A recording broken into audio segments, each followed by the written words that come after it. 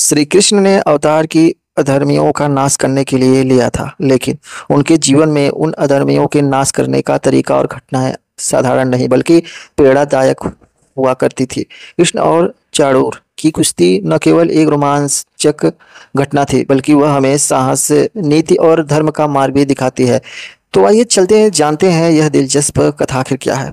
श्री कृष्ण और चाणूर के बीच की कुश्ती महाभारत काल की एक महत्वपूर्ण घटना है, जिनमें चाणूर ने श्री कृष्ण को हराने की कोशिश की, लेकिन श्री कृष्ण की चपलता और रणनीति ने उन्हें पराजित पराजित कर दिया। कंस ने श्री कृष्ण और बलराम को मारने के लिए चाणूर और पुष्टिक जैसी शक्तिशाली पहलवानों को बुलाया, लेकिन अंत में श्री कृष्ण ने चाणूर को पराजित करके मथुरा को अत्याचार से मुक्त किया। यह कुश्ती धर्म और अधर्म के बीच संघर्ष का प्रतीक है, जो यह दर्शाती है कि केवल ताकत ही में नहीं बल्कि यही रणनीति में भी विजय प्राप्त की जा सकती है। श्री भगवतम पुराण में कृष्ण और चाणूर के बीच कुश्ती का वर्णन मिलता है। यह महाभारत काल की एक अत्यंत रोमांचक घटना है।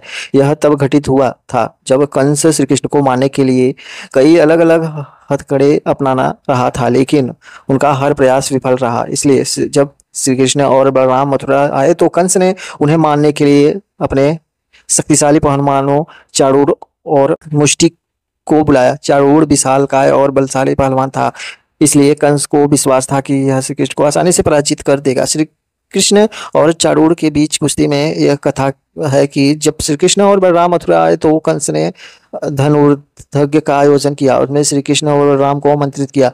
उनकी योजना कृष्ण को यहाँ बुलाकर चाणूर और मुष्टिक जैसे बलवान पहलवानों से कुश्ती लड़वाकर मारने का इरादा था। चाणूर तब एक ताकतवर और निर्दयी पहलवान था। श्री कृष्ण और चाणूर के बीच मल्लयुद्ध देखने के लिए मथुरा में हजारों दर्शक जमा हुए थे। कुश्ती के अखाड़े में प्रवेश करते ही चाणूर ने श्री कृष्ण को मल्लयुद्ध करने के लिए ललकारा। श्री कृष्ण ने न्योता विनम्रता पूर्वक स्वीकार कर लिया। कुश्ती की शुरुआत में चाणूर ने अपने विशाल भुजाओं से श्री कृष्ण को पकड़ने की कोशिश की, लेकिन कृष्ण की फुर्ती के कारण उनके कई बार खाली गए। चाणूर ने अपनी ताकत का प्रदर्शन किया, लेकिन कृष्ण ने चपलता और रणनीति ने उन्हें चौंका दिया। कुश्ती आगे बढ़ी तो चाणूर ने पूरी ताकत से कृष्ण को उठाकर जमीन पर पटकने की कोशिश की, लेकिन कृष्ण ने पलटवार करते हुए उन्हें अपने कंधों पर उठा लिया। इसके बाद उन्होंने चाणूर को जोर से जमीन पर ले मारा। जमीन पर गिरते ही चाणूर का शरीर विस्फार हो गया। अखाड़े में एक क्षण के लिए सन्नाटा छा गया, लेकिन फिर श्री कृष्ण और बलराम के नारों से मथुरा गूंज उठी। इस कुश्ती के साथ ही मुष्टिक का वध भी बलराम के हाथों हुआ था। धर्म की विजय का प्रतीक श्री कृष्ण और चाणूर की यह कुश्ती केवल दो बलवानों की भिड़ंत नहीं, बल्कि यह धर्म और अधर्म के बीच का संघर्ष था। यह कथा बतलाती है कि केवल ताकत नहीं, सही रणनीति भी जीत दिलाती है। उस घटना के बाद श्री कृष्ण ने कंस का वध किया और मथुरा को अत्याचार से मुक्त किया। यह प्रसंग भारत के कई नाटकों, कथाओं और लोकगीतों में कुश्ती को वीरता और अन्य की प्रतीक के रूप में देखा जाता है।